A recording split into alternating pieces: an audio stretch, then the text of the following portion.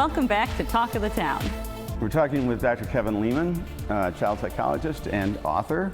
And Doctor, we're talking about your books, but let's get into a little bit about your background. You grew up in Western New York, and I think by your own admission, in school, you were in the 10th percentile, right?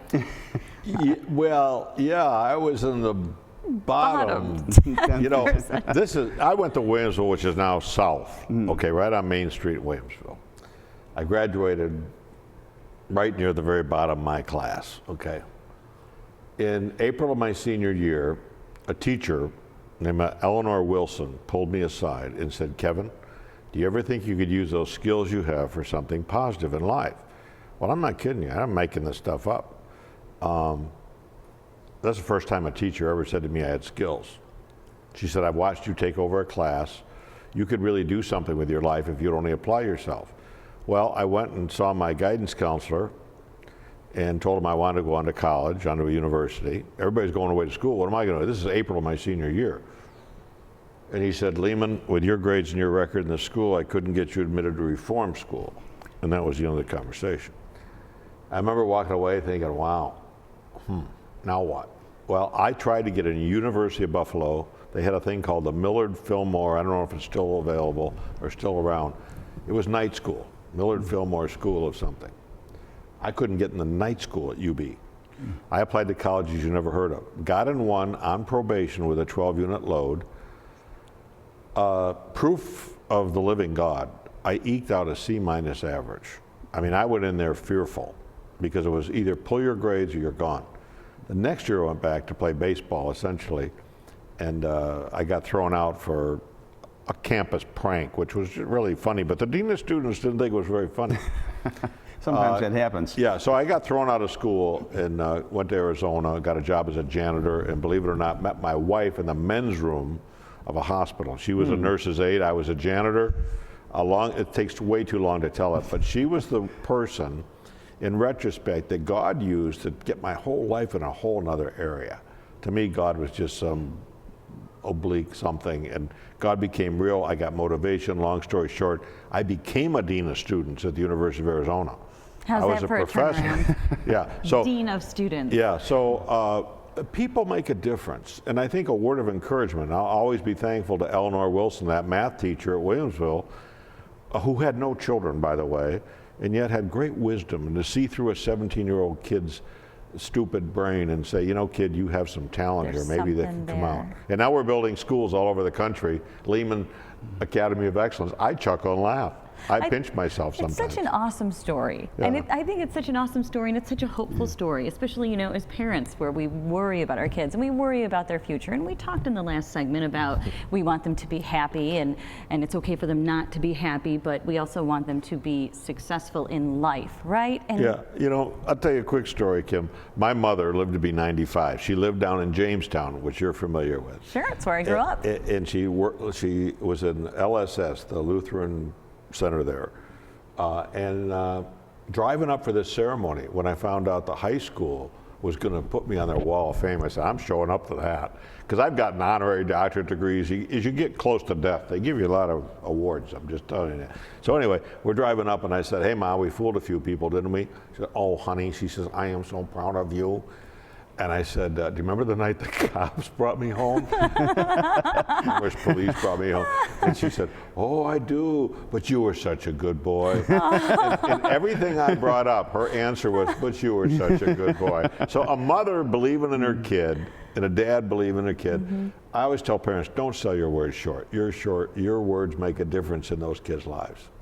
And I love that when you talk, so many times I hear you marry your faith with family and with success, and you know, with what's really become such a PC world, that's actually going out on a limb now. Oh yeah, well, you know, I'd love to write a book called Christians Will Do It To You Every Time, because every time I got the green weenie in life, it wasn't from some heathen, it was some self-professed Christian. So I'm sort of a rebel in some ways along that way, but you know, faith is important. It's the rock of our family, and all of our kids are very different, and yet I look at my life, I'm just glad no one beat me over the head. I had to go learn some things the tough way. And today, parents are scared to let their kids fail. And failure can be a good thing. It can be a stepping stone to success for kids. So again, parents, you make a difference in your kid's life. Just be real with your kids. Don't let them run over you. Mommy, if you have a son, don't let him run over you because you represent all of womanhood to him. Conversely, daddy and daughter, I've written books on the subject. That's a cool relationship too. But you have to hold your ground with your daughter because you represent all of men to your daughter. Well, something tells me we can go on for hours, and we probably would. But I'd love to, but let's talk a little bit. Book. You've taken a new direction with this book because this is a fiction book. 50-some books in nonfiction. Although it does kind of have a relationship with what you've already done because it is about kind of a family relationship. This book kind of goes from where you've been. It does talk about families. Yeah. Well, the Birth Order book is probably the book I'm best known for. It sold millions of copies. And this book I did with a guy that was in the White House. His name is Jeff Nesbitt, and he's a writer for U.S. World and News Report, among other things in life. And he knows how to write fiction. We combined our talents. It's very different than doing nonfiction. But this is a book about a firstborn, like a Kennedy family. They're Democrats. They're wealthy. So this is the look at the firstborn's life. The setting, part of the setting is in Chautauqua, where I spend my summers. The second book, which comes out next March, is about the middle child. And then the youngest child, Sarah, shows up in book 3. It's all about her. But all 3 of these come out, Phil and Kim, before the election. So this is a book of presidential intrigue. There's murder, mayhem. I've got the Boston Marathon in there with a guy running around in a polar bear suit. So it's a little out there. It's a fun book. It's gotten great reviews so far. And for me, it's a whole new endeavor. So I've enjoyed spinning that tale. A lot of Western New York names in this book that I noticed. Oh, there's Western New York. Yes, there's all kinds of little Western New York, little innuendos. References. Yes. You might even see a beef on weck in one of those Lehman books. It's a very fun read. Yeah, so it's like I say, it's new for me. Fiction and nonfiction are a whole other world. But I think people are going to love book 1, and they're really going to love book 2 because all HE double hockey sticks breaks out loose. in book 2. Yeah.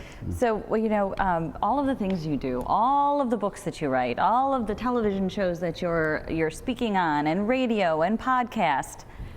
Where do you find the time, Dr. Lehman? Well, John DeSciullo asked me that same question. I just finished book 2, and you do it through deadlines and contracts, where the publisher says you need to have this book in by September 1. Well, here it is, you know, August 30th, and you're saying September 1, that's coming up soon. Yeah.